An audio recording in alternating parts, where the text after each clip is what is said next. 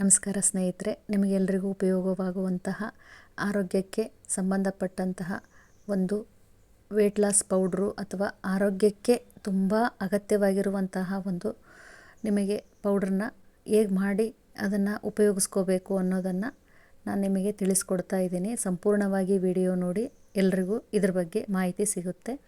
ಇದು ನುಗ್ಗೆ ಸೊಪ್ಪನ್ನು ಒಣಗಿಸಿ ನಾನು ಪೌಡ್ರ್ ಮಾಡಿ ಇಟ್ಕೊಳಕ್ಕಿಂತ ಮುಂಚೆ ಇದನ್ನು ರೋಸ್ಟ್ ಆಗೋವರೆಗೂ ಹುರಿದು ಸ್ವಲ್ಪ ಆರೋದಕ್ಕೆ ಬಿಟ್ಟೆ, ನಂತರ ಮಿಕ್ಸಿ ಮಾಡಿದೆ.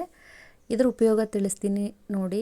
ಹಾಲಿಗಿಂತ ಜಾಸ್ತಿ ಇರೋವಷ್ಟು ಕ್ಯಾಲ್ಸಿಯಂ ಈ ನುಗ್ಗೆ ಸೊಪ್ಪಲ್ಲಿದೆ. ಹಾಗಾಗಿ ಇದು ಬೋನ್ಸ್ ಸ್ಟ್ರೆಂತ್ಗೆ ಮತ್ತು ತುಂಬ ಉಪಯೋಗ. ನಾರಿನಾಂಶ ಇದೆ ಮತ್ತು ಇದರಲ್ಲಿ ಫೈಬರ್ ಇರೋದ್ರಿಂದ ಇದು ವೇಟ್ ಲಾಸ್ಗೆ ತುಂಬ ಅನುಕೂಲ ಆಗುತ್ತೆ.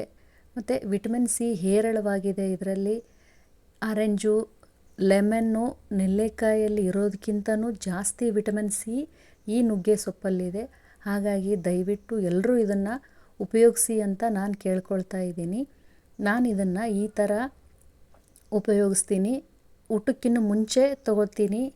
ಹಾಗಾಗಿ ವೇಟ್ ಲಾಸ್ಗೆ ತುಂಬ ಅನುಕೂಲ ಆಗುತ್ತೆ. ವಿಟಮಿನ್ ಸಿ ಜಾಸ್ತಿ ಇರೋದರಿಂದ ಚರ್ಮಕ್ಕೆ ಮತ್ತು ಕೂದಲಿಗೆ ತುಂಬ ಉಪಯೋಗ ಇದೆ. ದಯವಿಟ್ಟು ಎಲ್ಲರೂ ಇದನ್ನು ಉಪಯೋಗ ಮಾಡಿಕೊಳ್ಳಿ ಅಂತ ಕೇಳ್ಕೊಳ್ತಾ, ನಾನು ಮಧ್ಯಾಹ್ನ 1:30 ಸುಮಾರು ಊಟಕ್ಕಿಂತ ಮುಂಚೆ ಅರ್ಧ ಗಂಟೆ ಇದನ್ನು ಕುಡಿತೀನಿ. ಊಟಕ್ಕಿಂತ ಮುಂಚೆ ಕುಡಿಯೋದ್ರಿಂದ ನಮ್ಮ ಹಸಿವನ್ನು ಕಂಟ್ರೋಲ್ ಮಾಡುತ್ತೆ ಮತ್ತು ಹೆಚ್ಚಿನ ಪ್ರೋಟೀನ್ಸ್, ವಿಟಮಿನ್ಸ್ ಇದರಲ್ಲಿ ಇರೋದರಿಂದ, ಫೈಬರ್ ಜಾಸ್ತಿ ಇರೋದರಿಂದ ಆರೋಗ್ಯಕ್ಕೆ ತುಂಬ ಒಳ್ಳೆಯದು.